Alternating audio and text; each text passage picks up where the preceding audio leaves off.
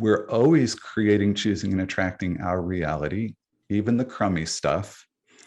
When we start accepting that we're creating, choosing, attracting the crummy stuff, then we actually start to be able to do something about it and actually have the ability to respond.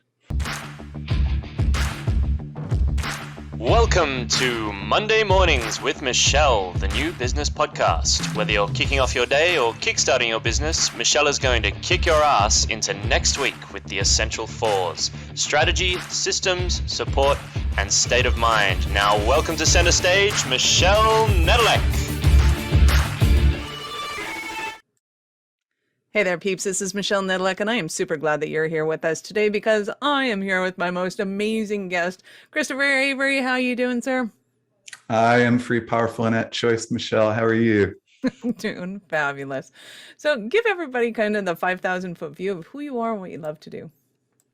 Yes. So I am likely the world's leading expert on how personal responsibility works in the mind and how that affects self-leadership and leadership, as I've been working as a management consultant for 30 some years.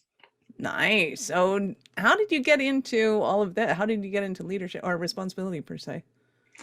By avoiding it for so long. So you're an expert. I mean, that's my qualifications. I'm one of those guys that took 8 years and 3 colleges to get a speech degree, a Bachelor of Arts. I just wasn't in a hurry. I got a good job after those 8 years in college, and started working. And my only role model for going to work was my dad, who was outwardly successful, but inwardly came home tired and sore every day and pissed off and, had stress-related diseases. And I was, thinking about this in my early 20s and setting up a sales territory in California, my first job. And a professor called me and said, "You want to come back for a master's degree?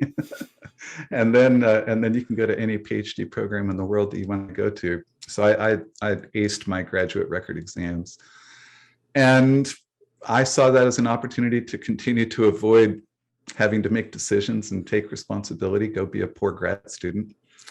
So I did that.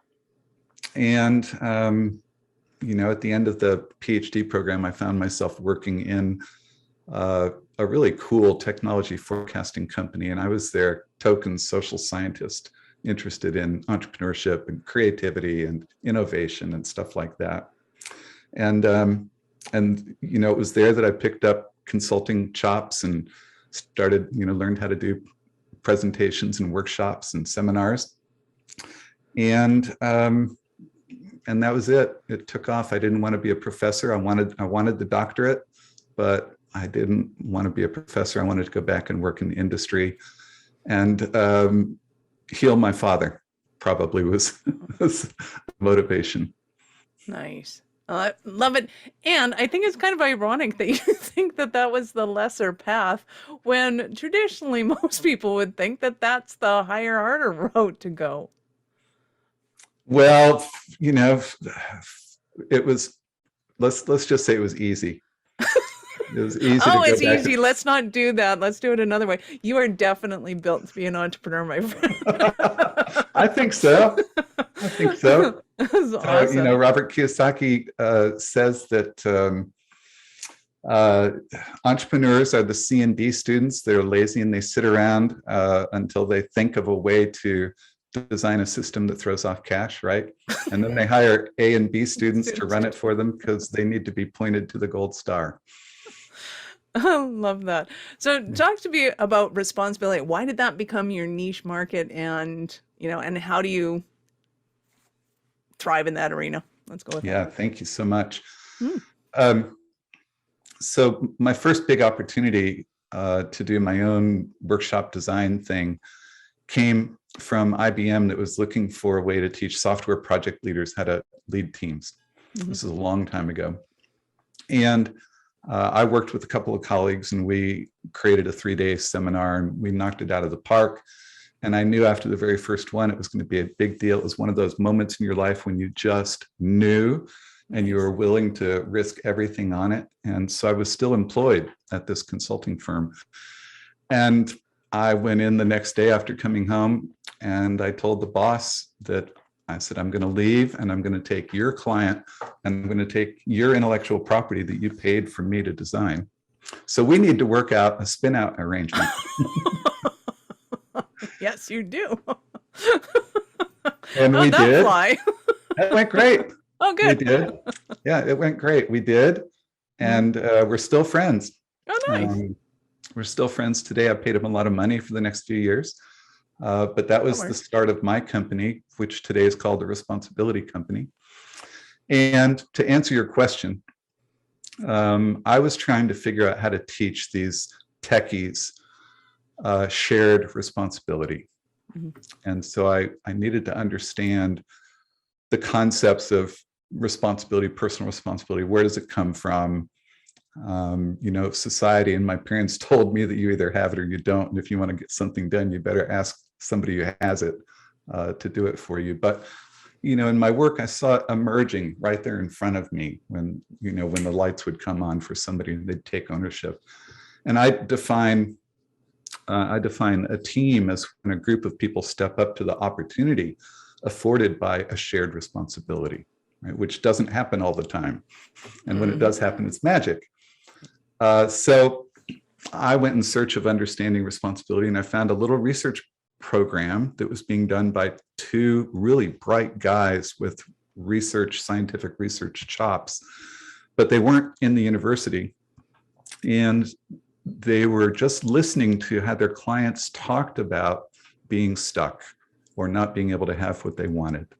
And they just separately, hundreds of miles apart, they each started writing down these words that accounted for mental states or mindset or attitude or point of view, whatever you want to call it.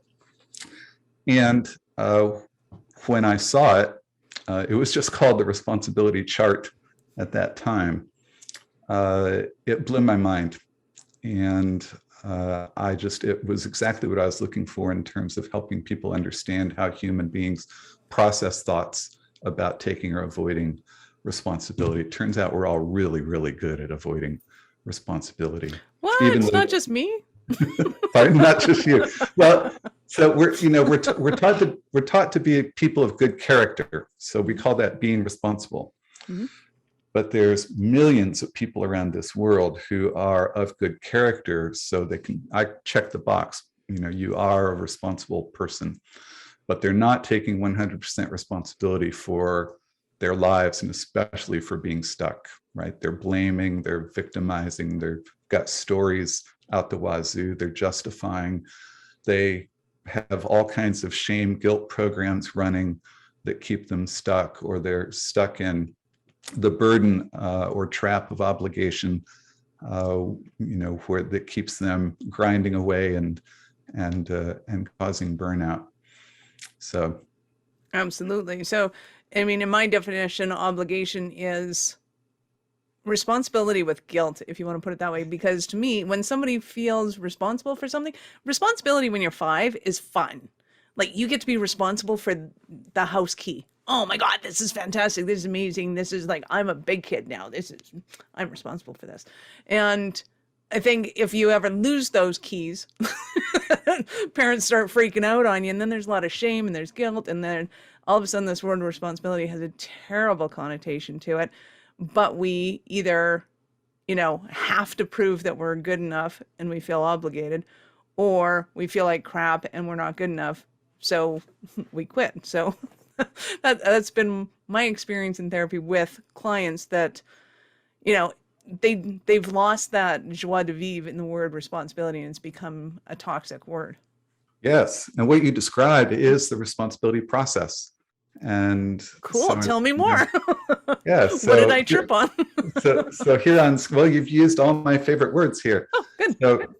So if you're listening and not watching, the responsibility process is a stack of words. And I'm going to give you 6 words. Starting at the bottom is lay blame. So it's not a word, it's a phrase. Above lay blame is justify. Above justify is shame. Maybe I'll just give you 5 words. Above shame is obligation. And then draw a line above obligation in your mind and the word responsibility. So blame, justify, shame, obligation, responsibility. So every time something goes wrong, here's what the psychology of responsibility shows. Every time something goes wrong, you have a little burst of anxiety or frustration in your mind. And the responsibility process gets triggered and your mind takes you right to blame. Who did this to me? Right? Honey, where did you put my keys? Somebody. Yeah. Somebody who shares your name. Yeah. And if you accept that answer that your mind automatically handed you, then you use your intellect to prove that somebody else has to change for you to be happy, right? So you stay in lay blame. If you choose to not stay in lay blame, if you say to your mind, nah, I'm not going to go there, then your mind goes up one step to justify. And, it says, well, you shouldn't be in such of a hurry, or it's the weather, or it's the traffic, or, the house is poorly designed. No wonder you laid your keys down somewhere. So justify is just all of our stories, what most people call drama. And we're all really, really good at justifying. And, you would think that smart, educated, ambitious people would learn to get past blame and justify. I see you're shaking your head. No. That's not the way that works. No, here's the truth. The smarter you are, the better stories we make up. Yeah, the smarter we are, the better we are at blame and justify. So if you decide to not justify, then you graduate to another mental state called shame, often experienced as guilt. I'm a dummy, I'm an adult. I'm the 5-year-old who lost the house key. And again, with all of these mental states, we can stay there for a second or a minute or an hour or a decade or a lifetime, or we can get off of it. And that's the magic of this research. And it's the magic of this tool as a personal leadership tool, is to realize that I'm always subject to all of these mental states, right? I've been practicing this for 20 some years. Every time something goes wrong, I still go to blame. So you never get over it. You don't get to delete these mental states out of your mind. The magic is becoming aware of it and choosing whether or not you want to stay there, in which case you're powerless, or if you want to get off of it, in which case you move towards huge power. So above shame is obligation. Shame and obligation are what most people equate responsibility as being. That's part of your story, Michelle, right? It's heavy. It feels heavy, right? It's a burden. And society treats shame and obligation as responsibility, right? Mm-hmm. So if you make a mistake and you're beating yourself up in front of others, they say, oh, good girl, she's taking responsibility, right? I no longer believe that, because I define responsibility as owning your power and ability to create, choose, and attract your reality. Right? And that means we're always creating, choosing, and attracting our reality, even the crummy stuff. When we start accepting that we're creating, choosing, attracting the crummy stuff, then we actually start to be able to do something about it and actually have the ability to respond. So, obligation especially, I see so many people trapped in lives that they don't know how to get there and they don't know how to change it. And it's because all their lives they were motivated by shame and obligation. And they were taught that meant being good, doing what you're supposed to do, even if you despise it. Mm-hmm. Yeah. Oh, absolutely. And so many people end up in careers that they despise because of that. And I think if we were just to talk about leadership in a company, because we do have, I believe we have a lot of entrepreneurs listening to this that are very rebellious in their nature, going like, no, I don't feel obligated. I don't feel guilt. It's like, really? Let's look at your P&L statement. Really, let's look at and at your teams and how they approach you and how your team meetings go and how you run them, and start to articulate how much of this shame and obligation are seeping into their everyday lives and they don't even notice it. Absolutely. Or how much are you blaming your team or your employees? If I just had better employees, my company would be great. The number one coping mechanism in organizations is management blames employees and employees blame management. And it makes us all get some ego juice while we're doing it, but it never solves a problem. So when I'm working with the owner or with the CEO, I only take mentoring role with them if they will first make the agreement that we're going to stop blaming the people right now and realize that we own the system. And they say, well, what if I inherited it? I say, you campaigned for it. You bought that, or somehow, Right. some way, it's your reality. Yeah, it's your system, right? Now what? Yeah, so it's the question is, in terms of the system, the question is, how did you attract those people to you? How did you select them? How did you train them? And how have you been reinforcing them all of these years to be just the way you're complaining about them being? Mm-hmm. Yeah. Well, and I think a lot of people have an issue with the word attract because it too has got a lot of woo-woo connotations to it in the last few years, which drives me crazy. However, I get that. And talk to me from a kind of how you talk to your clients from a psychological point of view, from a reality point of view. It's like you either bought that company, which existed exactly the same way 10 days ago as it is right now. So you knew what you were getting into somehow. Yes. Or you hired them and you hired the HR person who hired them. So and you interviewed them, or somebody that you hired interviewed them. To me, it's obvious how that chain reaction happens. But in your opinion or in your experience, how do you explain to somebody that everything that is a reality in their life is based on a decision that they made at some point in time? I explain it this way, Michelle. So their experience of reality comes through filters. Those filters were either adopted or chosen as we all grew up, right? And so taking responsibility for your world, for your life, taking charge of your life means taking responsibility for your mind.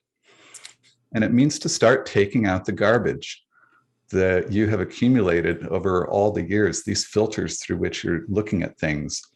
So if you look again at this list, this stack of words below the line, all of these mental states have very simplistic cause-effect logic.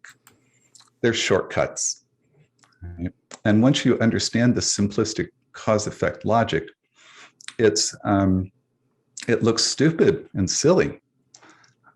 So our lives are actually much more complex than that. So in the mental state of responsibility, we have access to much more complex reasoning and much more systematic or systems thinking in the mental state of responsibility, where below the line, it's just cause and effect. So the way I explain it to my clients is that I'm going to, be their mentor and help them create an intention to operate from the mental state of responsibility. So that's the first step. Intention is the first key to responsibility. And there's two parts to that. One is I'm going to get to responsibility around everything that pisses me off. And the second part to that is the practice of intention. What do I want, right? What do I want to create and have in my life? The second key is awareness, right? As your mentor, I'm going to help you become more and more and more aware of how your mind is operating and help you be more aware of each of these mental states and who you're being when you're in those mental states. And then the second, that's the baby step for awareness. The adult step for awareness is become more and more aware of the lies that that I've packed into my head over the time and start pulling those out and replace them with truths and understandings. And the third key is called confront, which sounds like a harsh word, but confront has two meanings in the dictionary. One is about being aggressive towards another. The other meaning is just the ability to face, right? Just the ability to face yourself, face your anxiety, and look in your mind and see what's going on. So that's what I tell my clients. And I can usually help them have huge breakthroughs really rapidly. And they get the value of this. They start seeing their mind differently. And then we're off and running. Nice. I love that. Well, and so in the context of the work that you do, talk to me about this justification, because to me, I see a lot of people using justification as their so-called truth. This is true because I've justified it for so long. Kind of is how it comes along. But how does that happen for people? How does it become so alluring, so elusive, so concrete in their mind that this is truth? And how do we break out of that? Well, the simple answer is repetition. They've leaned on that crutch for years and years and years. So for instance, there's a difference between my back is hurting me today and I have a bad back. It's a huge difference. It's a huge difference. It's a huge difference. One's temporary, one's long-term, one's an ownership, one's not. Like there are so many angles I could go with that. Right. Mm-hmm. I'm on disability. I'm on limited income. I'm this, I'm that. Yeah, people own these crutches and it limits them. So they declare being limited, and by golly, they are limited. And it's the truth is there's nothing wrong with them. The truth is that the responsibility process is a natural process. It's the way the mind works. You're not bad or wrong for blaming or for justifying. You're human if you do it.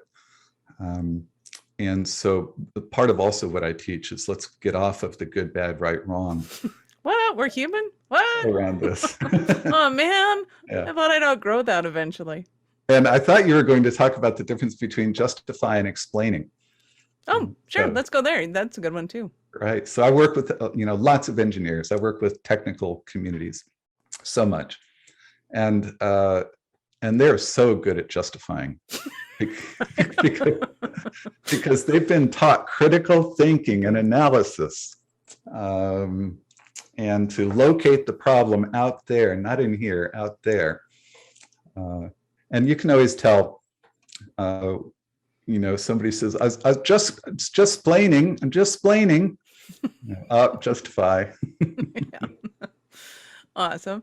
I think it becomes so, and I don't know if elusive is the word I'm looking for or not, but it's really tricky. Like we get into, even if we're going through the layers of justification, then all of a sudden it's like our brain turns a left field or down this left path, and all of a sudden we're doing things where we think we're right, but really we're just, again, justifying.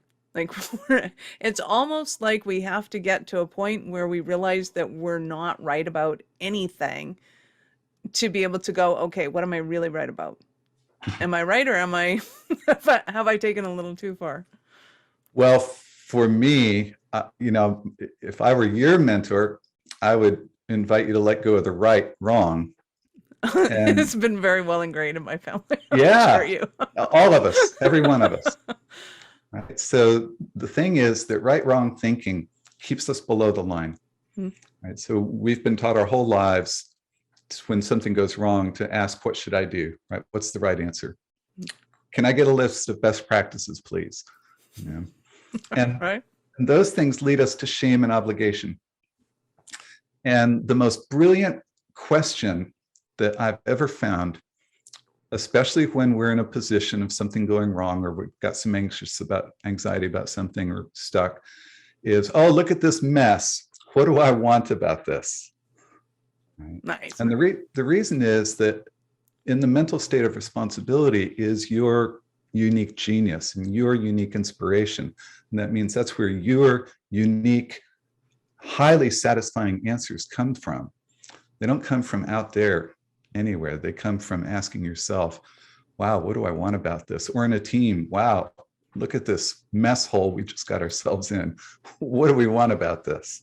That invites us to the ability to respond. I love that. Well, and I have always, thank you. I haven't always, in our training, we taught that chaos precedes order. So when you set the intention that you want something that is beyond what you have right now, and you don't know how to achieve it, it's true goal. And everything is going to have to become an upheaval first before it goes back to order again. It's kind of like renovating your bedroom.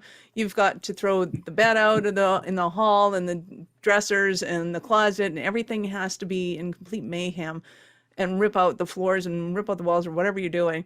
And then you get to put it all back in the way you want it, and everything becomes the new and improved way of looking at it. But I think people get really frustrated when they've set the intention that, hey, I'm going to be accountable for my decisions from now on. And it's not a smooth path. Like, what the hell? I've just done all this work. Why is this happening? And it's like, well, it's part of the process. You can't avoid that.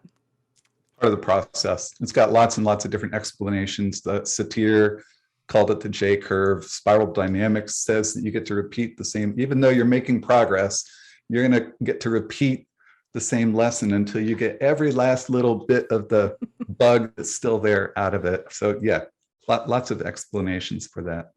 Very cool.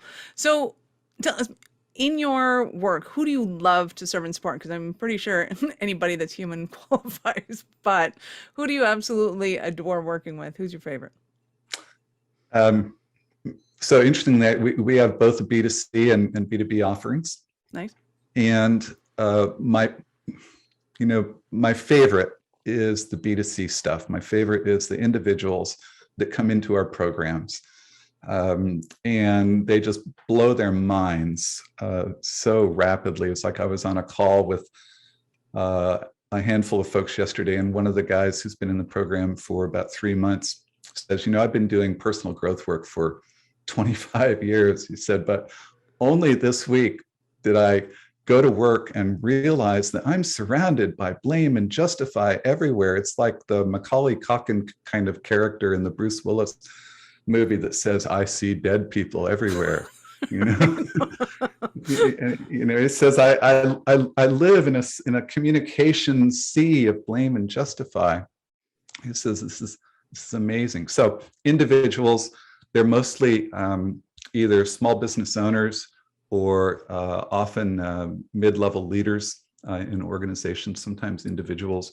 We're very, very popular with the Agile software community. I'm a popular teacher and speaker in the world of agility. And then I love it when a CEO type person comes to me and says, I want to build a team based on responsibility, and I want to build an organizational culture built based on responsibility. And that's the only corporate consulting work that I will do, is if a high level leader says, I want to start one-on-one with you, and then to the team, and then building a culture of responsibility. And I've been able to do that a number of times throughout my career, and it's very, very gratifying. Nice. I love that. That is awesome. So on that note, give us an example of a Cinderella story. Cinderella story. So let me tell you about Jane. So today, Jane is in charge of a Fortune 100 company's worldwide agile change efforts. When we met, she was a project manager who already showed amazing promise, because after being in gate operations in an airline for many years, she decided to go back to school and get out of gate operations and get into project management. So to set the scene, Jane was a Southern belle, right, from Southern Georgia. And she was a people pleaser. And she had typical, not great self-esteem, right? And physical beauty, and made it through life, based on that, and charm. And she ran into this material and started studying with me. And she realized that of those three keys, intention, awareness, and confront, she sucked at confront. She was afraid of everybody and everything and of herself. And she just kept at it and kept at it and kept at it. And after about 5 or 6 years, she had gotten a couple of promotions in that company. But she realized she got to a place where this is really cool.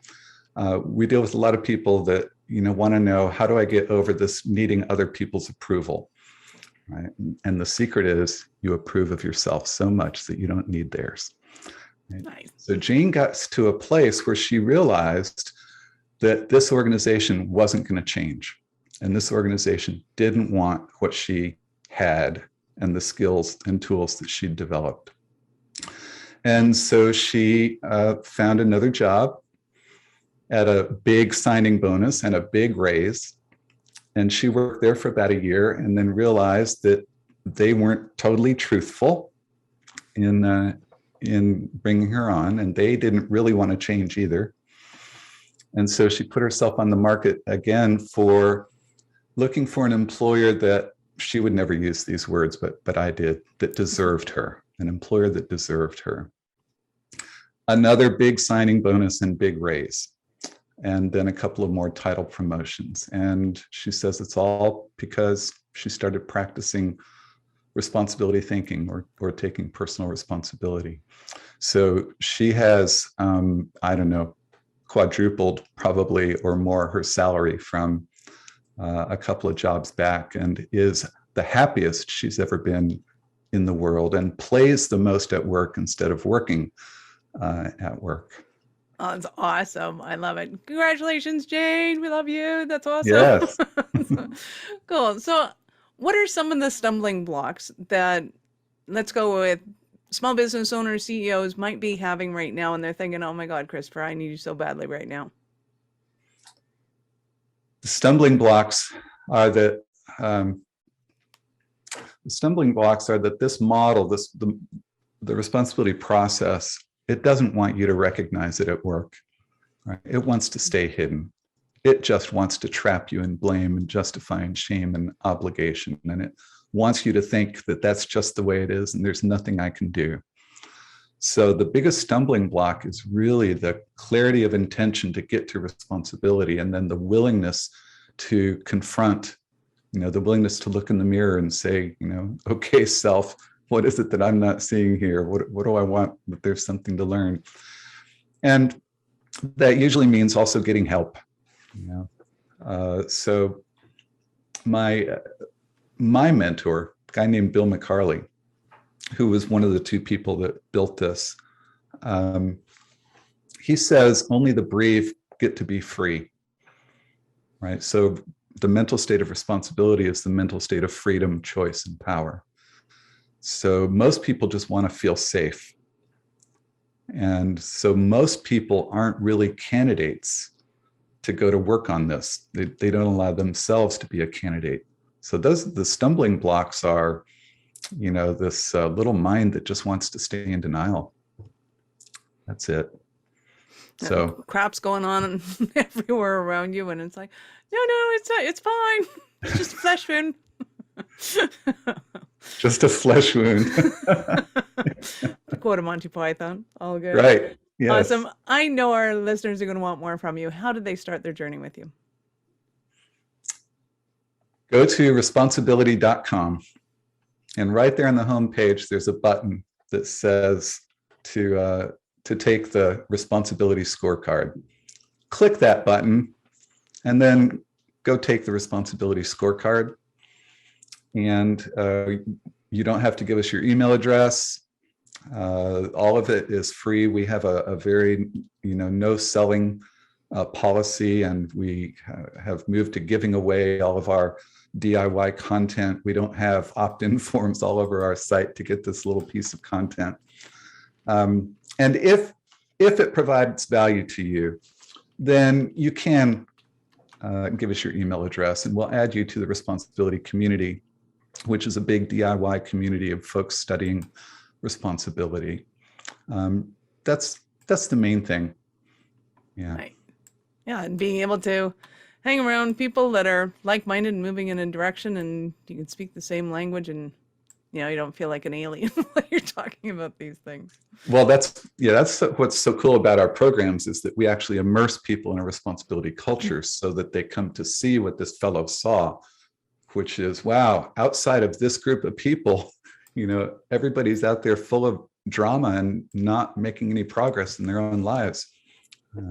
But if I can keep you in this responsibility culture long enough with me and my colleagues and students, then you'll start to grow tremendous awareness and tremendous intention and tremendous confront to take control of your life.